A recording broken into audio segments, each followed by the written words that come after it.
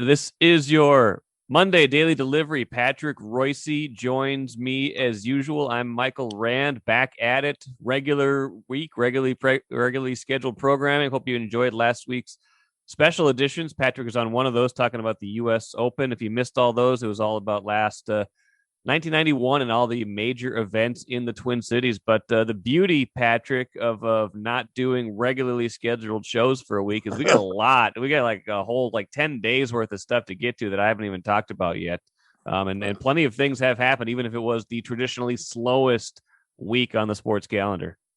Yeah, it's you're usually just kind of waiting for the you get the All-Star game, and then you're waiting for the Vikings to start training. Yeah. Vikings to start training camp, and boom, that Suter Parise came out of nowhere, and that kind of squeezed up the section a little bit for the week. So that was, I think the Parise thing was expected, but not Suter had a good year. He was a pretty good player, and for them this year. And I guess these guys, Mike, will be joined at the hip forever in wild lore, won't they? They came in and saved the franchise together, and they got run out by a GM who doesn't like either of them, I think. And basically, I don't think they bow down to the bosses the way they would like them to. That's part of it. The other is Parise so banged up from all his years of injuries that he's not effective anymore. But Suter's still he'll have a nice little market out there because you can get him cheap, right? I mean, somebody can give him $1 million because he's because he's getting paid by the Wild here for these years. So he should have a nice market for him. He's still a good player, and he can still give you 22 minutes if you want to. So, but that was kind of a shocker, that part of it. But they had to figure out a way to keep Dumba, so I guess we shouldn't have been that surprised. I mean, you'd a heck of a lot rather have Dumba than Suter, so you had to make that move, I think. And you had to figure out a way, right? Because expansion draft, and you had to figure out a way to pay all these guys that you want to pay. You already paid Eriksson Ek. You're trying to figure out, Kaprizov. You're trying to figure out Fiala extensions, and the most relief obviously that you get from this is this year. I think they save $10 million, something like that on the cap this year. So if you can get kind of through this year with extensions for those other guys, then maybe the decisions get easier down the road when you've got other contracts coming off the books and things like that. But yeah, I got to admit, I was I talked plenty on this show, and Sarah McClellan, our beat writer, and I even had a good back and forth about Parise, what could they possibly do? And I was of the mind that something was going to happen with Parise, whether they could figure out a way to trade him, whether they were going to buy him out, something. It just felt like that relationship had soured so much. The Suter thing only makes sense in retrospect. It's not one of those things where you're like, oh yeah, I saw that coming. It's only if you feel like this is just the time for a clean break, but nobody thought they're just going to get rid of a guy who was, one of their top defensemen last year, our playoff team. Yeah, and they better hope long term that the salary cap goes up again here, that the revenues boost and things go up, because they're going to get killed 2 years from now and then 3 years from now. I think they're okay. I mean, they're really good shape for next season because they got $10 million, and they're okay. The hit isn't that bad 2 years from now, but then years 3 and 4, it's like $6-7 million. Yeah, you got but 3 and 4 though, I think it's like 14 million. Right. I meant they're saving basically nothing those years. Sorry. Yeah, that year. I mean, they get kicked in the teeth. Kaprizov's different. It's the only sport that I can remember where the players are arguing for shorter contracts. Right. Only in hockey. Well, no, I won't take your 8-year deal. I want a 3-year deal. I saw some defense, but I never heard of, just got $72 million for some club in the league. If they think they're making a legitimate offer to Kaprizov of $64 million for 8 years, who are they trying to kid? For God's sakes, he's not going to take that deal.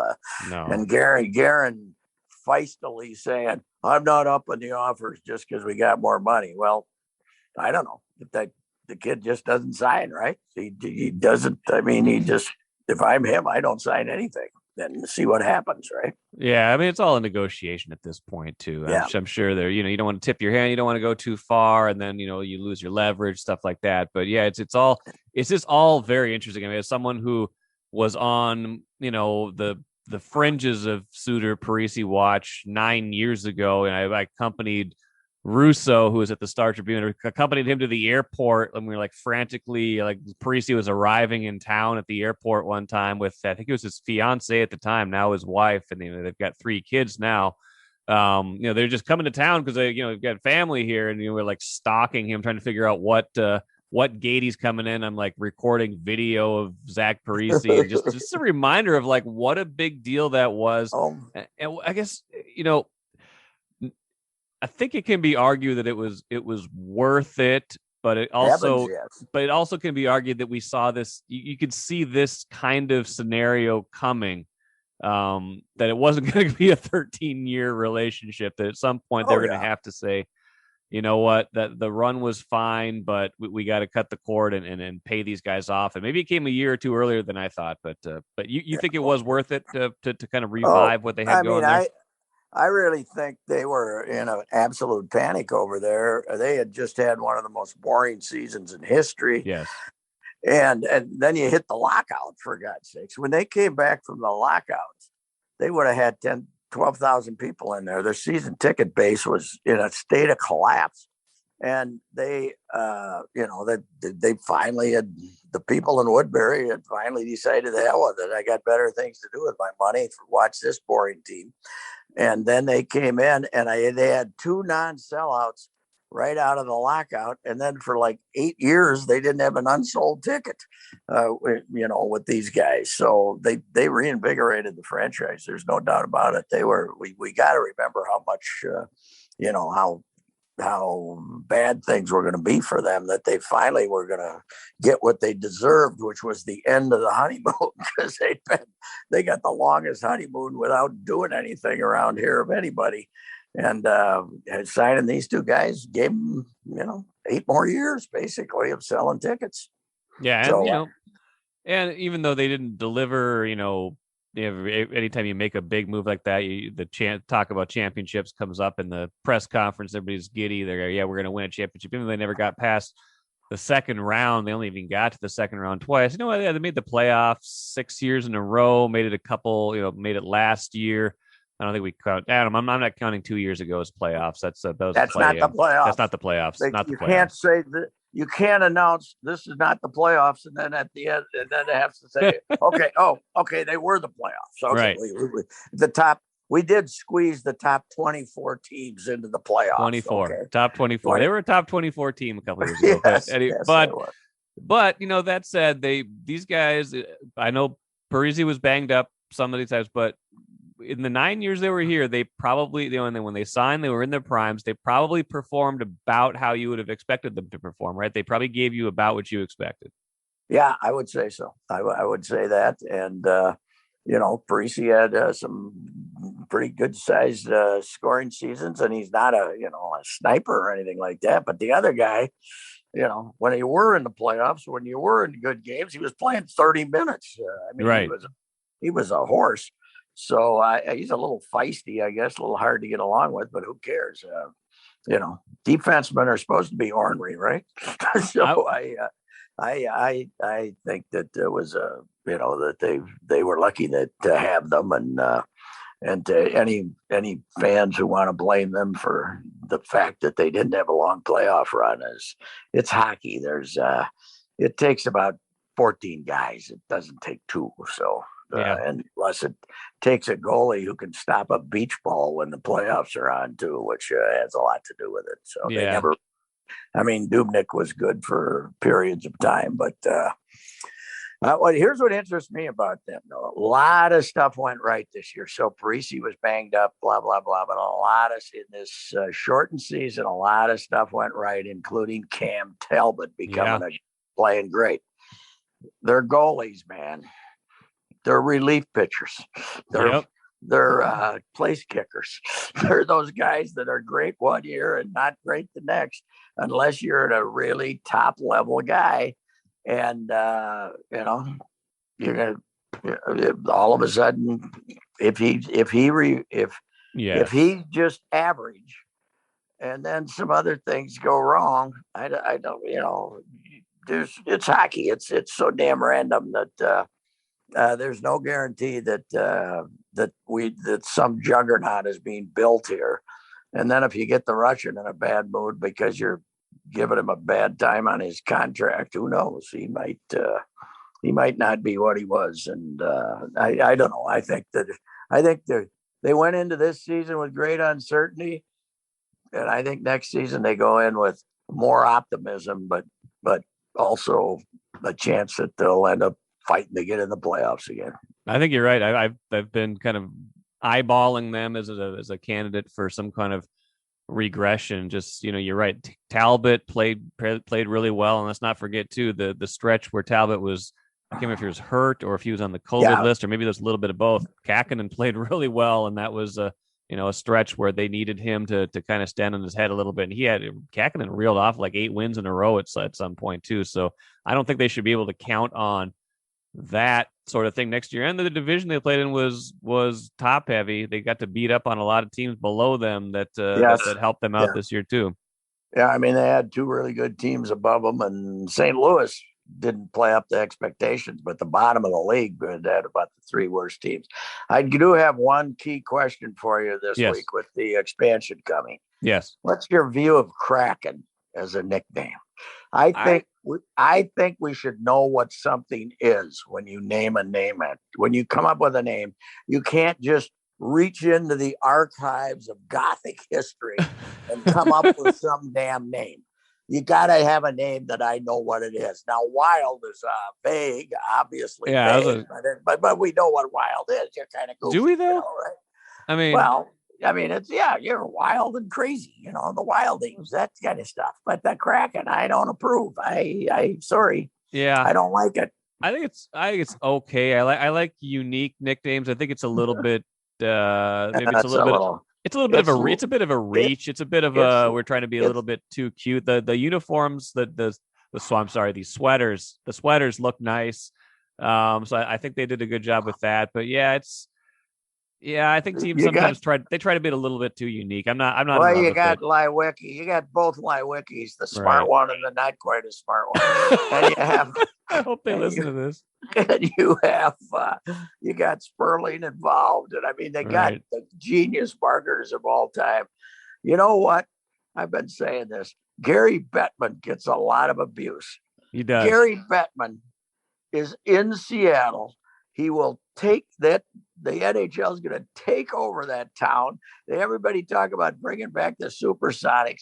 By the time they get an NBA team back there, nobody will care. Everybody in that trendy foo-foo town will be wearing a Kraken jersey. They might as well forget that. And he got Las Vegas. He was the first guy to get to Las Vegas. The NBA's got Memphis and Oklahoma City, and he's got Las Vegas and Seattle.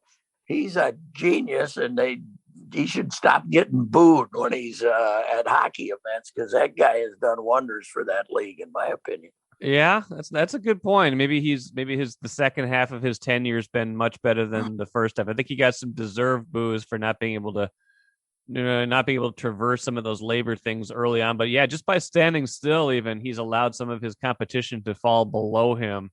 The Rob Manfreds of the world, the other commissioners around. He's even if he's not been great, he's let the pack come back to him, I guess is how I would put it. Yeah. Oh, that's for sure. That's for sure that he's survived a complete lockout and then a half a lockout for another. And so, but they missed a full season. They were the only. Yes. They're really the only league that could afford to do that, right? Yeah. I mean, it was hard on Canada and a lot of other things, but it wasn't like the whole world was watching to see whether they played a hockey season or not. So they, nobody, the NFL MLB they can't miss a whole season for God's sake. No. But anyway. So you mentioned the NBA. You mentioned that's a good opportunity. I want to talk NBA Finals for a minute, but within the context of this, I was thinking about this as I watched Game 5, parts of Game 5. I think Saturday night. Bucks taking a 3-2 lead on the Suns. They've won 3 in a row now. That was the first road win of the series. Milwaukee looking really good. Giannis looking really good. Here's the way I'm going to back into this piece. Why don't I hate the Bucks? What is it about Milwaukee? We hate every other team. Maybe the Brewers is a little exception. Packers, Badgers, people here hate those teams. I don't feel like there's any kind of Bucks hate. Why aren't the Bucks hated here?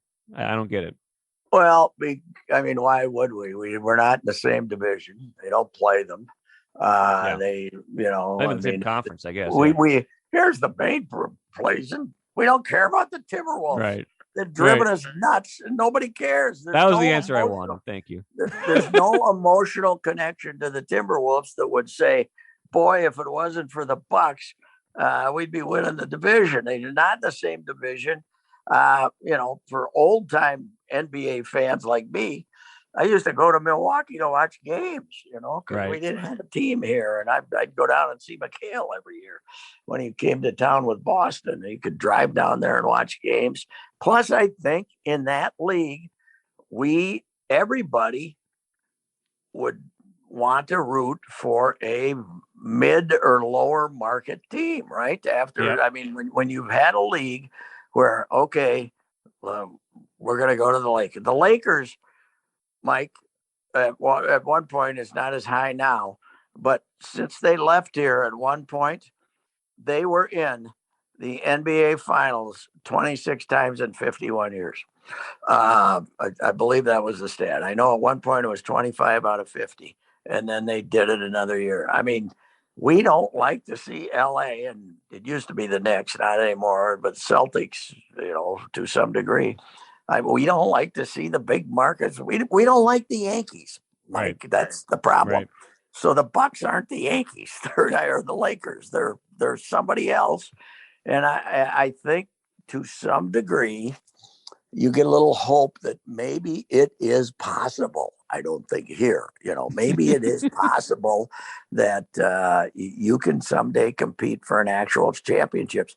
And to have a team that hasn't won it in 50 years in the finals, in a great final to this point, by the way, that Game 4 was a war.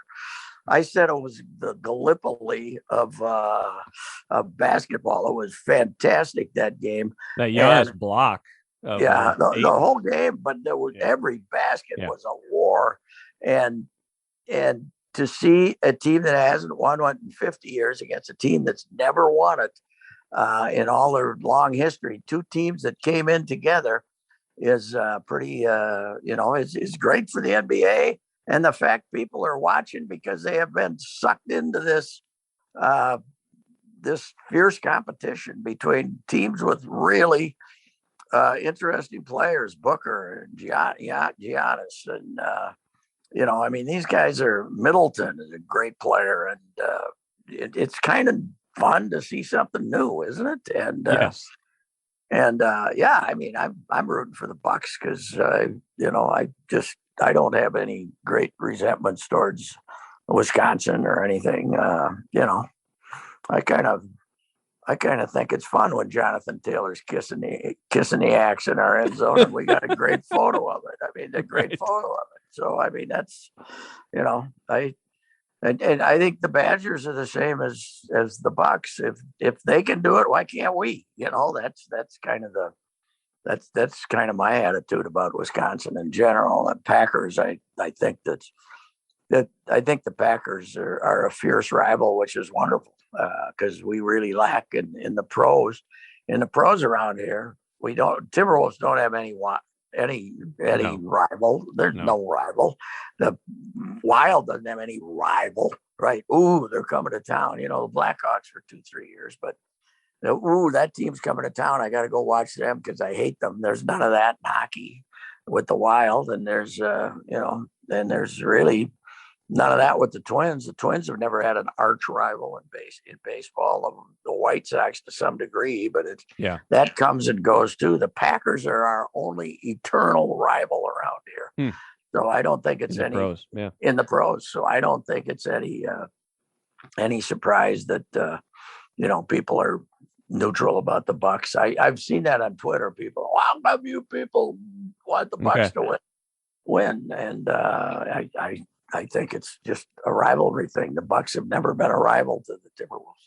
Yeah, I like to, and I like to have fun with Wisconsin fans and take digs at them and talk about Packers and Badgers. But I think you're right, and I think a lot of the things you touched on are some of the things I was thinking about. So I was glad to hear you articulate them. But yeah, I've never been able to muster any kind of angst about the Bucks. It's just they're very neutral, and I think you're right. It's like if you are a Timberwolves fan, and again, the teams are not the same. Don't get carried away. But you do look and you say they're in the same kind of market. It is unlikely to build a team like that because the way the NBA is structured is not set up to facilitate that. But it is possible if you draft correctly and make a couple of good secondary moves that you can compete like the Bucks have. It's not likely, but it's possible. And that's the route the Wolves have to take. And it does help if your superstar is a hard-edged, mean SOB when the game is on the line instead of a softie. But but I'm not naming names here. No, not naming names. Well, so maybe you could just inference is allowed here. But maybe in 2 years the Wolves' best player will be that hard edge guy. It'll be Anthony Edwards. Yeah. I like that. But unfortunately he's not 6'11". Yeah, but that's true. But I love Anthony Edwards, and maybe Cat will be a good complimentary piece to him. How about that? You think he'd accept that role? He'd love that. I don't know, but Cat can't be the best player on a good team. I think we figured that out. Really quick, Patrick, let's talk. We got to talk about the Twins because I don't. Do you think Nelson Cruz? Do you think Nelson Cruz still thinks they can do something special? That was the quote coming out of the break. But I think we can do something special. That was special.